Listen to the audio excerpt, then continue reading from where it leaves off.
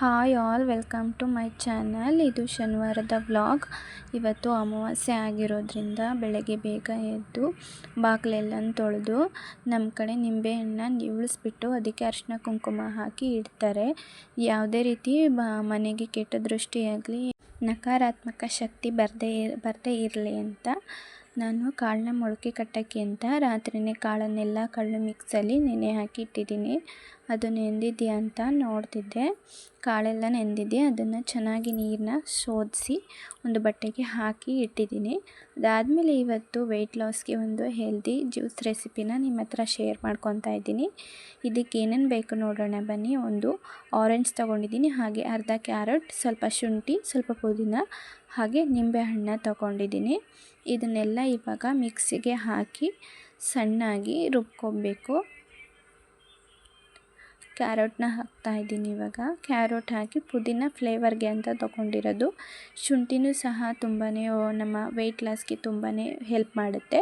ಹಾಗೆ ಆರೆಂಜಲ್ಲಿ vitamin C ಇರೋದ್ರಿಂದ ಅದು ಸಹ ನಮ್ಮ ಸ್ಕಿನ್ನ ಗ್ಲೋ ಮಾಡುತ್ತೆ. ಹಾಗೆ ನಮ್ಮ ಹೆಲ್ತ್ಗೂ ಕೂಡ ತುಂಬ ಒಳ್ಳೆಯದು. ಕ್ಯಾರೆಟಲ್ಲಿ ಕ್ಯಾಲೋರೀಸ್ ಜಾಸ್ತಿ ಇರೋದ್ರಿಂದ ಅದು ನಮ್ಮ ಸ್ಟ್ರೆಂತ್ಗೆ ತುಂಬಾ ಒಳ್ಳೆಯದು. ಹಾಗೆ ವೆಯ್ಟ್ ಲಾಸ್ಗೂ ಕೂಡ ತುಂಬಾ ಹೆಲ್ಪ್ ಮಾಡುತ್ತೆ. ಊಟ ಬಿಟ್ಟು ನಮ್ಮ ಸ್ಟ್ರೆಂತ್ನ ಕಳ್ಕೊಳ್ಳೋದು ಬದಲು ಇಂತಹ ಹೆಲ್ದಿ ಜ್ಯೂಸನ್ನ ಕುಡಿದ್ರೆ ಹೆಲ್ತ್ಗೂ ಒಳ್ಳೆಯದು. ಹಾಗೆ ನಿಮ್ಮ ವೆಯ್ಟ್ ಲಾಸ್ಗೂ ಕೂಡ ತುಂಬಾ ಹೆಲ್ಪ್ ಮಾಡುತ್ತೆ. ಇದನ್ನು ಚೆನ್ನಾಗಿ ಸೋದಿಸ್ಕೊಂಡು ಸ್ಪೂನಲ್ಲಿ ಮಾಡ್ಕೊಬೇಕು. ಅದಾದಮೇಲೆ ಇವಾಗ ಕೊನೆಯಲ್ಲಿ ಫ್ಲೇವರ್ಗೆ ಅಂತ ನಿಂಬೆಹಣ್ಣು ಹಾಕ್ತಾಯಿದ್ದೀನಿ. ಇದು ಸಹ ವೆಯ್ಟ್ ಲಾಸ್ಗೆ ತುಂಬಾ ಹೆಲ್ಪ್ ಮಾಡುತ್ತೆ. ಹಾಗೆ ಯಾರೆಲ್ಲ ನನ್ನ ಚಾನಲ್ನ ಹೊಸದಾಗಿ ನೋಡ್ತಾ ಇದ್ದೀರಾ ಅವರು ಒಂದು ಲೈಕ್ ಮಾಡಿ, ಹಾಗೆ ಸಬ್ಸ್ಕ್ರೈಬ್ ಮಾಡಿ, ಕಮೆಂಟ್ ಮಾಡಿ, ಹಾಗೆ ಶೇರ್ ಮಾಡಿ. ಈ ಜ್ಯೂಸ್ಗೆ ನಾವು ಡಿಟಾಕ್ಸ್ ಡ್ರಿಂಕ್ ಅಂತಲೂ ಸಹ ಹೇಳ್ಬೋದು. ಇದನ್ನು ಬೆಳಗ್ಗೆ ಖಾಲಿ ಹೊಟ್ಟೆಗೆ ಕುಡಿಯೋದ್ರಿಂದ ತುಂಬಾ ಬೆನಿಫಿಟ್ಸ್ ಇದೆ. ನಿಮ್ಮ ಎನರ್ಜಿನ ಬೂಸ್ಟ್ ಮಾಡುತ್ತೆ. ಹಾಗೆ ನಮ್ಮ ಹಸ್ಬೆಂಡ್ಗೆ ಇದೆಲ್ಲ ಇಷ್ಟ ಆಗಲ್ಲ.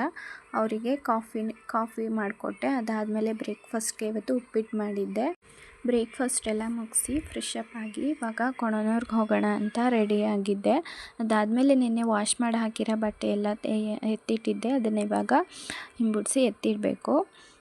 ಹಾಗೆ ಪಾಪಗೆ ಸ್ವಲ್ಪ ಮೈ ಬಿಸಿ ಇತ್ತು. ನೋಡೋಣ, ಹಂಗೆ ಶಿರಪೆಲ್ಲ ಖಾಲಿಯಾಗಿತ್ತು.